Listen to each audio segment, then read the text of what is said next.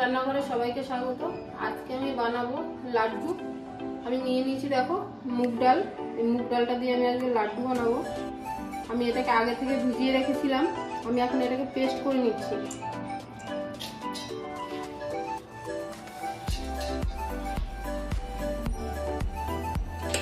ডালটাকে আমি পেস্ট করে নিয়েছি, এখন একটা বাটিতে ঢেলে দিচ্ছি।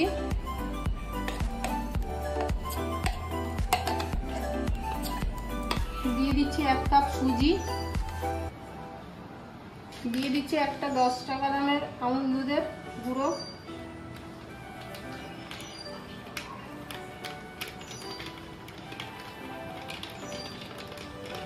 দিয়ে দিচ্ছি লবণ। এখন আমি এগুলোকে ভালো করে মিশিয়ে নেব।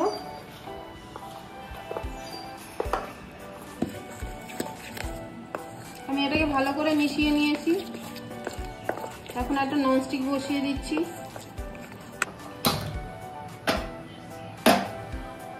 এখন দিয়ে দিচ্ছি সাদা তেল।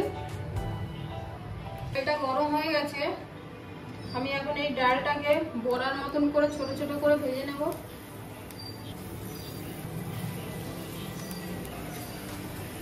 এখন বড়াগুলোকে উল্টে দিচ্ছি।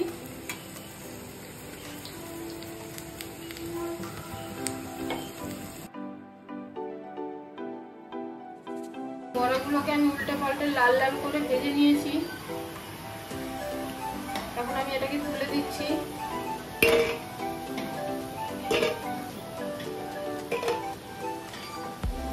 সব বড়াগুলোকে আমি ভেজে নিয়েছি। এখন এগুলোকে আমি এখন ভেঙে ছোট ছোট করে নেব।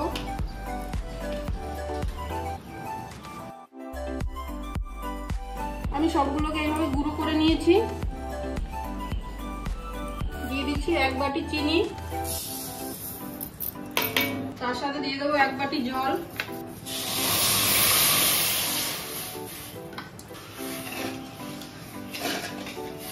চিরাটা দেখো ফুটে উঠেছে। আমি একটু লাড্ডুটাকে কালার করার জন্য আমি এখন দিয়ে দিচ্ছি ফুড কালার।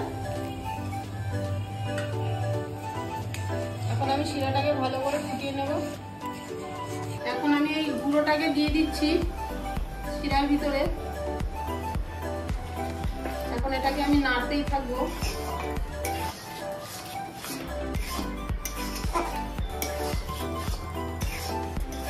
দিচ্ছি চালমগজ, দিচ্ছি 1 চামচি ঘি।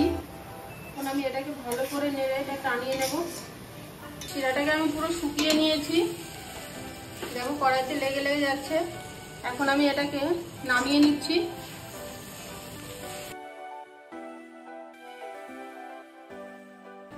এখন আমি এটাকে গোল গোল করে লাড্ডুর আকারে করে নেব।